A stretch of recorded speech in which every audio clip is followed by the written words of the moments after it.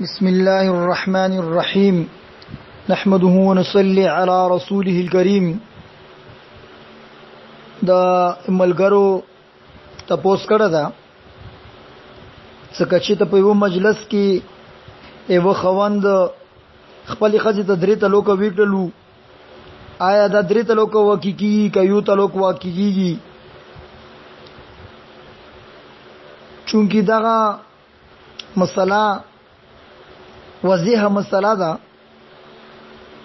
په یو مجلس کې کایو سړی خپل خځې ته په یو ټاک باندې درې تلوک وکړلو چې ته مو باندې په درو تلوک تلوکای یا ته تلوکای ته تلوکای ته تلوکای دا نومره الفاظ سره خزه بالکل اردری وړه تلوک وکیږي خزه ور باندې مغلظه بینا شولا او خوند باندې حرامه ده صوبري شرعي حلالای نه ویګړي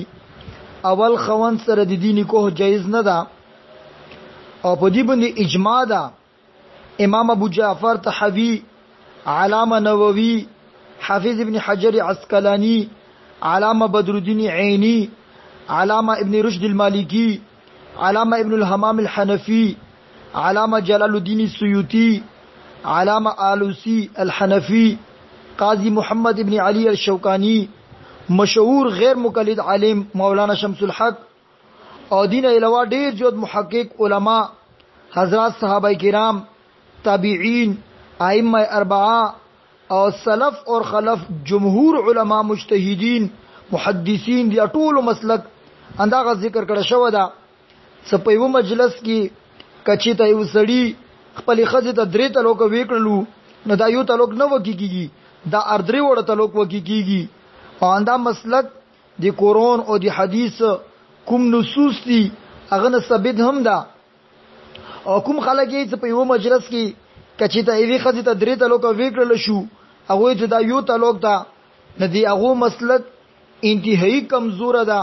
او دی قرآن او دی حدیث صریح نصوصونه خلاف ده یغه مطابق عمل کول شرعاً جایز نه دي هغه مسلک باندې عمل کول دی وجنه حکومت لوک کړي شي خزه دا هغه خوند ته حلاليږي نه اب دستور خپل خوند باندې حرامه ده لہذا صدقومه مسله ده څکه یو محفل کې په یو مجلس کې ایوي خزه ته درې تلوک په یو ټاک باندې ورکړل شو دا اردرې تلوک په یو ټاک باندې وکیږي او دا ور پر خپل خوند ته جایز نه ده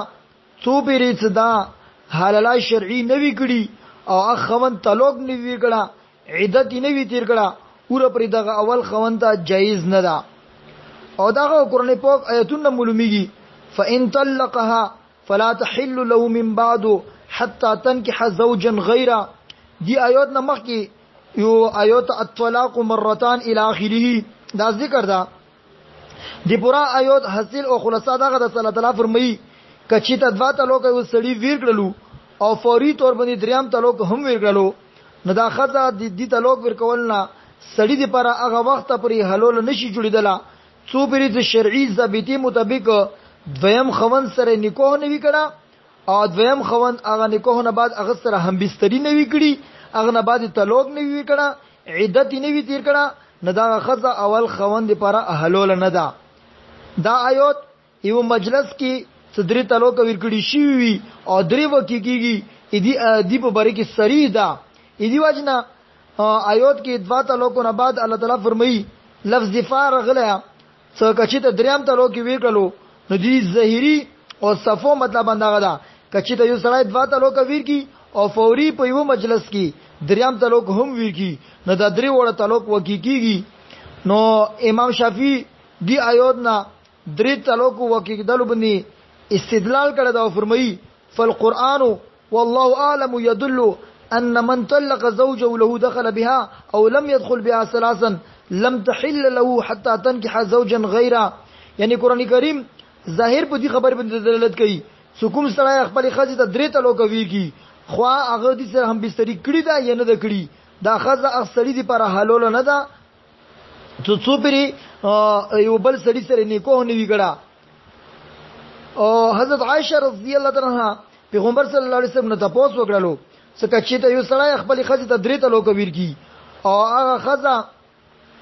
بل سړی سر نکاح وکي او دیم کاس هم هغه ته طلاق ورګي نو حضور صلی الله علیه وسلم نه تاسو وکړو صدا اول خوند پر حلال ادا کنه دا پیغمبر صلی الله علیه وسلم متوفق سنا اوره پریوته نه لګي ته څو پری دی بل خوند زایکای نه وی تکلی یعنی هغه سره صحبت نه کړه ندی حدیث کې د سرغلی عنها عن عائشه رضی الله تعالی عنها ان رجلا طلق امراته ثلاثا نو دې ځونه کې ثلاثا ټکر غله د قدرې ته لوکې وی کړی وی نو دا جمله بالکل دی حدیث ول دینه دا معلومیږي صدرو ته لوکه په وځ باندې و مجلس کې کوي سړی ویرګي بالکل ادرې ته لوکه وکیږي او دې درو ته لوکو نه بعد کچې ته دا خزا بل خمن سره نکاح ونه کی او غای طلاق نه کی هغه نه یعنی غسر صحبت نه وی کړه عدت نه وی کړه دا اول خوند لپاره دا جایز نه ده او بلکې دا یو حدیث نه ده دسه مختلف حدیثونه راغلي دي امام بخاری رحمۃ اللہ په صحیح بخاری کې دی حضرت عویمر عجلانی رضی الله عنه د لعان ور واقعي نقل کړی دا او په دې واقعي کې دا یی څ لعان نه بعد حضرت عویمر رضی الله عنه دی حضور اقدس صلی الله علیه وسلم ته عرض وکړ یا رسول الله کچته زو سم د خځ خپل کور کې زو وسته نو گویا کې مو باندې غبودا په درویغه باندې بهتان تړل شي یعنی زب خلق په متدای چې تو په خپل خځې باندې بهتان تړل دا نو دای ویلو پیغمبر صلی الله علیه وسلم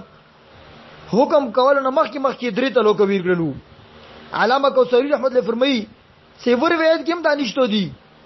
س پیغمبر صلی الله علیه وسلم دیتا یلی چې دا د ویل د سی وکړلو دا ما کو دا ټیک نه کړي دینه صفو معلومه شولا س درې ته لوک وکی شولو او خلکو هم د درې ته لوک وکی غنلې دي کچې ته د خلکو یعنی په دل د غلط وا نه پیغمبر صلی الله علیه وسلم ضرور هغه اسلام فرمایلا او خلکو غلط فهمي به نه پرېږدولا نو پورا امت دی روایت نه اندا غني حتی علامه ابن حزم رحمت الله خدا مطلب نقصدا هغه فرمایي سو کچې ته دفعتن په یو مجلس کې درې تلوکا شرعن اعتبار نه وا او درې تلوکا یو تلوکا تصور کې درشوا نو په دې سلسله کې پیغمبر صلی الله علیه وسلم ضرور حکم فرمایلا او ارشاد به فرمایلا څنګه په پیغمبر صلی الله علیه وسلم خاموشي اختیار ولا او څکه پیغمبر صلی الله علیه وسلم دی باندې سکوت اختیار کړیا نو دا خبره یقیني ده او دا دلیل ده صدا درې تلوکا نافي شي دي او دا درې تلوکا وکی شي دي بهرحال حکم خلق دا درې تلوکا یو تلوک غني هغه مذهب انتهایی کمزور ده او په دې ته کې هغه حکم مسلک ده هغه د قرآن او د حدیثو خلاف ده دې وجه نه هغه مسلک باندې عمل کول نه دي ټیکو دینه ځون ستل پکور دي الله تعالی دې موږ ته صحیح پوهر نصیب کړي او څه کوم خلق لګیا دي خلق غلطولو کوشش کوي الله تعالی دغه خلکو ته هدایت نصیب کړي